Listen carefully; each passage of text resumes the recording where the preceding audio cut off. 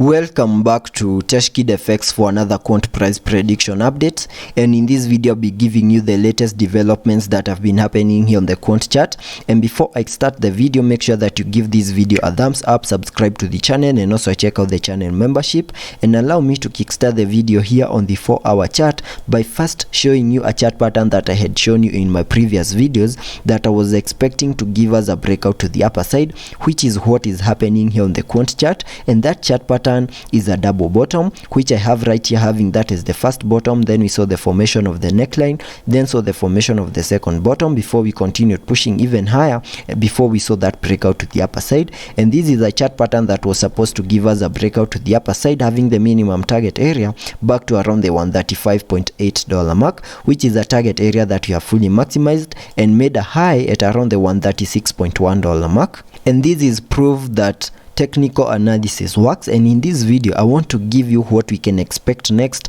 after seeing such a breakout to the upper side here on the quant chart. And on this chart we can draw out a key area of support here on the quant chart at around the $133 mark, which is a target area, which is a key area of support that we have managed to break above. But at the moment of this recording, you can see we are trading below that key area of support, and there are chances that whatever we are seeing over here is a bit of a rejection of that key area of resistance.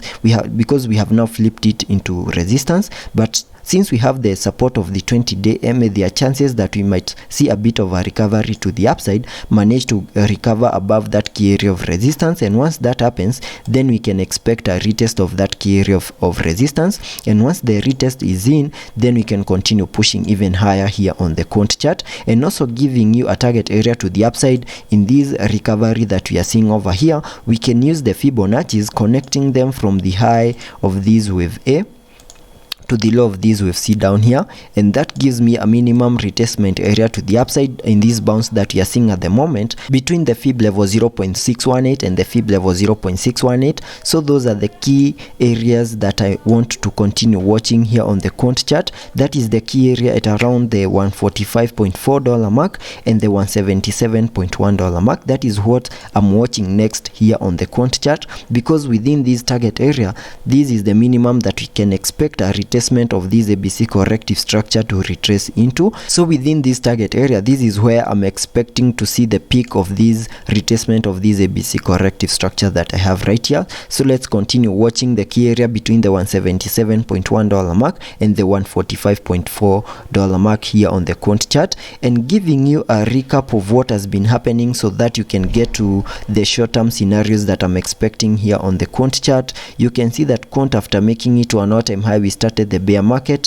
where we had been seeing lower prices in this ABC corrective structure, which took us back to around the $40.1 mark. And after seeing the bear market low, we started a very nice bounce to the upside in a move that has been obeying the Elliot structures, where we have this Elliot structure in blue, having that as the first wave, then a wave 2, a wave 3, a wave 4, and then a wave 5, making its peak at around the $229 mark, and also completing the formation of that higher Elliot wave count 1 to the upside. And after seeing the formation of a higher Elliot wave count 1, whatever we expect next is a retracement to the lower side in the formation of a higher Elliot wave count 2, where we also expected to see an ABC corrective structure. And whatever we are seeing at the moment might be that bounce to the upside in the formation of that higher Elliot wave count 3 to the upside, and sketching out a minimum target area to the upside in the formation of this wave 3 using a trend-based Fibonacci, connecting it from the low of the first wave to the high of that wave 1. That gives me a minimum retracement area between that is a minimum target area to the upside in the formation of this wave 3 at the fib level 1.618, which perfectly lies at around the $399.7 mark, and that is the minimum that I would expect that higher Elliot wave count 3 to the upside to do. So that is what I'm expecting on the long-term scenarios. But on the short-term scenarios, I'm expecting one more bounce to the upside to make a high within this red target area, which lies between the $177.1 mark and the $145.2 mark. And for that to happen, we need to manage to break above the key area of resistance at around the $133.2 mark. And also taking a look at the indicators, here on the RSI, we are trading at around the 71 mark, meaning we have a bit of room for us to support any movements to the upper side before we get into the overbought region. Also taking a look at the MACD, we have printed a bullish cross, meaning higher prices are still coming our way. So let's be patient and see how that plays out, and I'll keep you updated.